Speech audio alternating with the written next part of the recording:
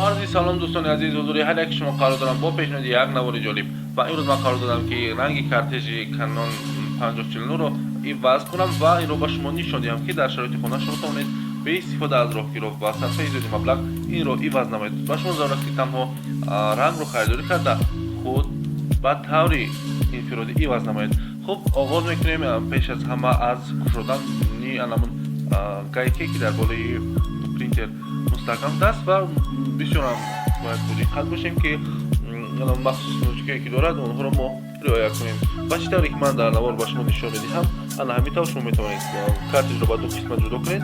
سر اول ما با قسمت ویدیومی کار میگیریم و بعدا باز کارها رو در قسمت اول ادامه میدیم.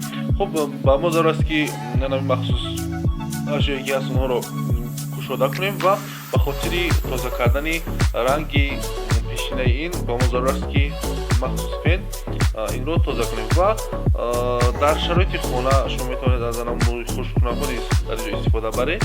و خب مقصد از این الان پاک کردن همون رنگی نشده است. بعد از پاک کردن ما البته اون رو با جای خود میگذاریم و کار رو در قسمت یکمی کارتژ ادامه میدیم. بازم در کشودن همین چرخه ها با دقت باشید و چطوری که کشوده بودید بعد از محکم کنید البته که اون رو هر یکش رو با جای خود خواهید گذاشت.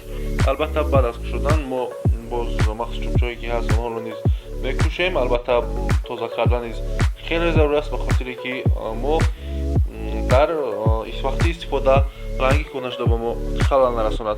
خب بعد از همین رنگ استفاده میبریم و البته که شما میدونید که با هر یک نمود کارتژ یعنی که با خود رنگی مخصوص رو دارد و در وقت خریداریش نیز شما با دقت باشید که مخصوص رنگی یعنی همون رنگی که با مخصوص برای همین کارتژ نگارنده داشته است همون رو استفاده برید. خب بعد از اینجا ما پورا رنگ رو استفاده میبریم و در وقتی استفاده بودن البته همین چرخه با ما ضرورت است که به هر دو جانب یعنی که فشار دهیم و باقی مانده رنگ رو با طرف دست یعنی که با جای ضروری میرسونیم و بعد از این محکم میکنیم همون طوری که کشوده بودیم و باید با دقت بود که هر یک از رو در جای خود و با طوری که گذاشته بودن همون خیلی ما باید بگذاریم. و باید گفت که اگر همین چرخه نقش اساسی رو میبازن و حتما دقت خود رو بیشتر جلب کنید به این چرخه ها و گذاشتن سرپوشی آن. این واقعا هم به خاطر صرفه رو کلاه خواهد بود اگر شما اون رو به طوری فلزی در خانه عوض کنید.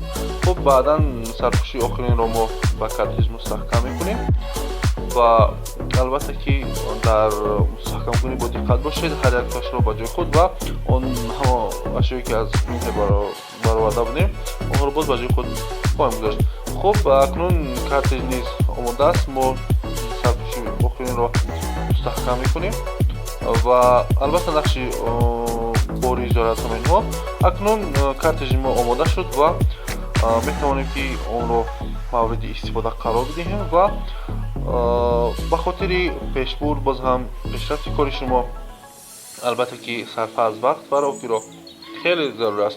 به همین خاطر برای هر یک شما برای کار و تنصیحاتی کامل خواهان